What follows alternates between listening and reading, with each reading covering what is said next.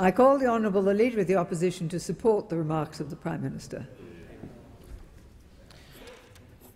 Madam Speaker, I acknowledge the traditional owners of the land on which we meet, and I pay my respects to their elders both past and present. Prime Minister Modi, the applauding crowds that have greeted you around our country and here today in the House of the Australian people show how very welcome you are today. Might I also add, Namaste. You are here today as the first Prime Minister born in an independent India, the proud son and a distinguished former Chief Minister of your home state, the jewel of the West, Gujarat. Your part of India has gifted so much to the world. Gandhi's moral and intellectual leadership, centuries of poetry and literature, prime ministers, diplomats, Tata and other industrialists, public sector leaders, the world's most affordable motorcar, and countless actors, writers and directors. And the Gujarati have always been travellers and adventurers. Along with their fellow citizens from every part of the land of light and freedom, they have made an international leap of faith. They have left behind the familiar songs, sights and stories of their childhood for a fresh start in our country. This glorious Indian diaspora is one of the great touchstones and powerful success stories of our marvellous multicultural society. Thousands of Indian stories joining our great Australian story. And of course, one of the firmest and fastest bonds that Indians form with Australians comes from our love of cricket. Prime Minister Modi, in Australia we sometimes say that being captain of our Test team is the second toughest job in the country behind Prime Minister. Some would say that we should never compare cricket with politics. After all, one is the cause of great national debates, intense passion, endless media commentary on controversial decisions and leadership speculation, and the other is just about deciding who governs Australia. But in his 2011 Bradman oration, The Wall of India, Rahul Dravid reminded Australians that on the 28th of June 1930, when your illustrious predecessor, Jawaharlal Nehru, was arrested by the British, Sir Donald Bradman was busy decimating the English bowling attack, scoring 254 at Lords. For Dravid and India's legendary cricket writer K.M. Prabhu, this was the motif of the 1930s.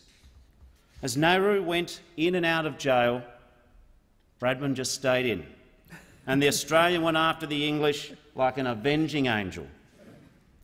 Dravid also quoted Bradman's advice to a young Richie Benaud: every cricketer is only a temporary trustee of the game. Indeed, all of us, leaders, parliamentarians and citizens, are the temporary trustees of our international relationship. It is our duty to build upon our national and common values, mutual interests, to elevate and broaden our friendship. The great significance of your visit, indeed your leadership, is the paradigm shift in Indian politics, from the politics of welfare to the politics of aspiration. I believe our task in this parliament is to build upon our economic relationship, the load-bearing pillar of the Australia-India friendship, to find that complementarity between what India needs for its growth and what Australia can supply: investment, energy, skills and training and services. And our interests are converging more broadly on security and peace in the region. Because India's great democratic character is not just about India. It has a resonance in our region and in the world. Mr. Prime Minister, there is so much that binds us, so much that we share. The National Day, a colonial past, faith in democracy, the rule of law, respect for diversity, a love of our vast, varied and fragile environments, and a long tradition of bravery and sacrifice. I promise you, Prime Minister, that Australians will never forget 1,300 Indian troops who lost their lives on the Gallipoli Peninsula. I promise you, Prime Minister, that Australians will never forget that Indians and Australians served, fought and fell with their face towards the foe, from the deserts of North Africa to the prisoner of war camps of Southeast Asia. We've shared the duties of good international citizens in the service of peace. Korea, Somalia, Cambodia, Rwanda, Sudan and other missions. India has been the largest troop contributor to United Nations missions, providing more than 160,000 troops in 43 United Nations missions. Prime Minister Modi, today, on behalf of the opposition, I wanted to pay special tribute to your passion for education and equality. We applaud your determination to bring dignity to the lives of every citizen, to ensuring and securing the active participation of woman power in development, and bringing new amenity and sanitation to every community. And we share your belief in education's hope-giving, life-changing, transforming power. We admire your great goal, freeing your people from poverty with the skills and knowledge that guard against the scourge of youth unemployment. Prime Minister, we know that for you this is deeply personal, the product and the lesson of your own journey, from hardship to the highest office in the land, a reflection of your determination to be a prime servant, a leader at one with the dreams of the people, a desire to give every member of India's next generation the chance, in Gandhi's words, to be the change they wish to see in the world.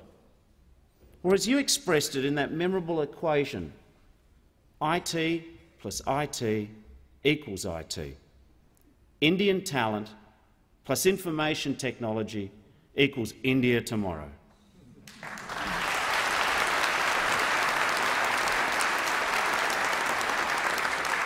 Mr. Prime Minister, one of Australia's greatest leaders, Ben Chifley, was a key supporter of Indian independence and a close friend of Prime Minister Nehru. These were two great men of grand vision, the authors of The Tryst with Destiny and The Light on the Hill. Just hours before his untimely death, Chifley conducted his last interview with the Indian media. His message that evening was pure Chifley, sincere and unadorned.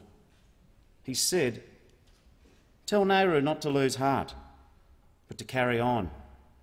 India will still show the way to peace." Prime Minister, you lead a great, peace-loving democracy with a renewed commitment to opportunity and equality. India does indeed, as Ben Chifley said, still show the way. You lead a nation that will shape our region and inspire our world, and you honour us with this visit to the heart of our democracy. Welcome.